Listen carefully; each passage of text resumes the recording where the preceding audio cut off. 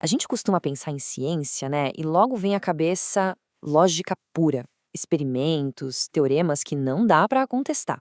Mas, e se no coração das maiores descobertas científicas existisse um elemento meio escondido? Uma faísca de criatividade que, na verdade, parece muito mais com poesia do que com matemática. E essa citação aqui, ela resume perfeitamente a nossa jornada de hoje. A ciência, assim como a arquitetura ou a nossa própria memória, não é só um amontoado de peças soltas. É a interação, sabe? A conexão, a estrutura que cria algo muito, muito maior. E as ferramentas que constroem essas estruturas, muitas vezes, são as metáforas. Então, vamos lá, vamos mergulhar nisso. O nosso roteiro de hoje vai levar a gente desde a intuição quase mágica de um cientista até a forma mais poderosa de avanço do conhecimento. A gente vai ver como as ideias viajam, como elas evoluem e, às vezes, como elas podem nos enganar no caminho.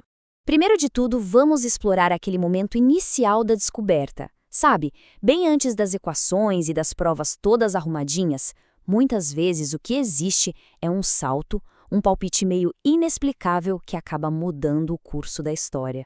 A história do Enrico Fermi é um exemplo perfeito disso. Ele e a equipe dele lá em Roma estavam fazendo um experimento super importante. A lógica mandava usar chumbo, mas aí num ato espontâneo, sem pensar muito, o Fermi vai lá e troca o chumbo por parafina. O resultado foi explosivo. Para a ciência da época, claro, os medidores simplesmente enlouqueceram. E a explicação veio logo em seguida. A parafina desacelerava os nêutrons, e nêutrons mais lentos eram absurdamente mais eficientes. E aqui está o pulo do gato. Quando os colegas dele, confusos, perguntaram como ele teve essa ideia, a resposta do Fermi não foi um cálculo, não foi uma teoria. Foi simplesmente com a minha formidável intuição. Pura e simples intuição. É uma força que opera além da lógica formal e que mostra como a mente de um cientista pode ser um lugar misterioso e fascinante. Agora, vamos ver como as metáforas funcionam como se fossem pontes, permitindo que as ideias viajem entre campos do conhecimento que, à primeira vista, não têm absolutamente nada a ver um com o outro. Essa estrutura aqui é incrível. De um lado, na evolução darwiniana, temos um processo de duas etapas. Primeiro, mutações, aleatórias, propõem novas possibilidades. Depois, a seleção, que é determinista, escolhe o mais apto. Agora, olha só que curioso. Na mecânica quântica, a estrutura é a mesma, só que invertida. O estado evolui de forma determinista, mas é a medição que seleciona um resultado de forma aleatória. É a mesmíssima lógica de proposta e seleção em ação nos dois casos. Pois é, nos dois casos, temos esse processo de dois passos, proposta e seleção. É uma correspondência que chega a ser impressionante. Faz a gente pensar que os pais da mecânica quântica, como Niels Bohr, podem ter sido influenciados, mesmo que sem perceber, pela estrutura da teoria de Darwin, que já era gigante naquela época. É como se a metáfora de proposta e seleção tivesse pulado o muro da biologia e caído direto no quintal da física. Mas olha, nem tudo são flores nesse mundo das metáforas. Elas são ferramentas poderosíssimas, claro, mas quando são usadas sem rigor, sem cuidado, elas podem se tornar perigosas, distorcendo a ciência e até criando monstros. O exemplo mais terrível disso, talvez, seja a transferência totalmente descuidada de conceitos da biologia para o campo social. Quando a ideia de sobrevivência do mais apto é aplicada sem nenhum filtro à sociedade humana, ela pode ser usada para justificar teorias absurdas e perigosíssimas, como o darwinismo social. E aí a metáfora deixa de ser uma ferramenta de descoberta para virar uma arma ideológica. Agora, dá uma olhada nesse título. Transgredindo as barreiras em direção a uma hermenêutica transformadora da gravidade quântica. Soa profundo, né? Complexo, talvez até genial para quem não é da área, não é mesmo? Mas a verdade é que era tudo uma grande farsa. O físico Alan Sokal escreveu esse artigo de propósito, como uma paródia. Ele encheu o texto de jargão pseudocientífico e de metáforas que não queriam dizer absolutamente nada.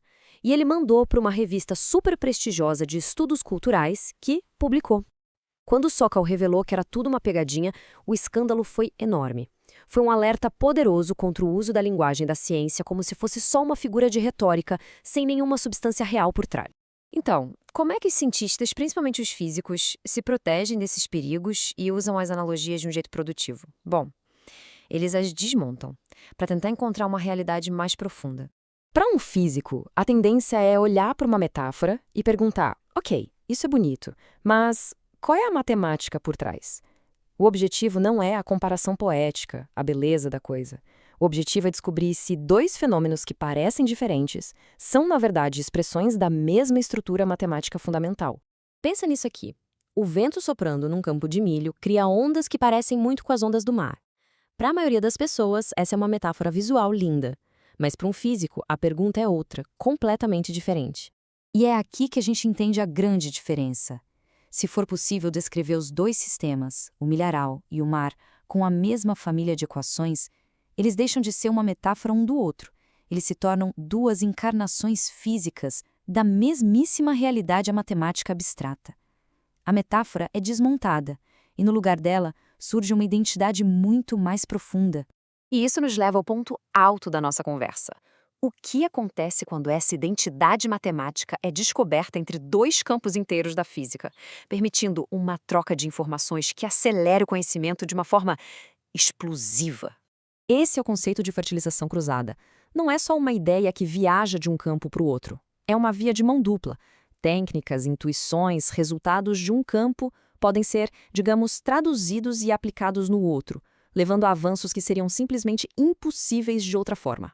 O exemplo mais espetacular disso é a jornada do grupo de renormalização. Essa ferramenta matemática nasceu lá na física de partículas. Depois, ela foi aplicada com um sucesso estrondoso para entender materiais, tipo a transição da água para o gelo. Essa aplicação acabou enriquecendo a própria ferramenta, que então voltou para a física de partículas, só que muito mais poderosa, se tornando absolutamente essencial para o nosso entendimento do universo. Então, o ponto principal é este. Isso vai muito, mas muito além de uma simples comparação. É a constatação de que a mesma lógica abstrata, a mesma máquina matemática, governa fenômenos que, na superfície, parecem totalmente desconectados. É uma visão profunda da unidade que existe por baixo de tudo na natureza. E a gente termina com essa provocação. Se os mesmos modelos matemáticos podem ser aplicados para entender sistemas tão diferentes, desde materiais super exóticos, o cérebro humano, até o comportamento coletivo de animais, talvez a metáfora definitiva seja a própria matemática, a linguagem universal que a realidade usa para se descrever. E a pergunta que fica é: o que mais essa linguagem pode nos revelar?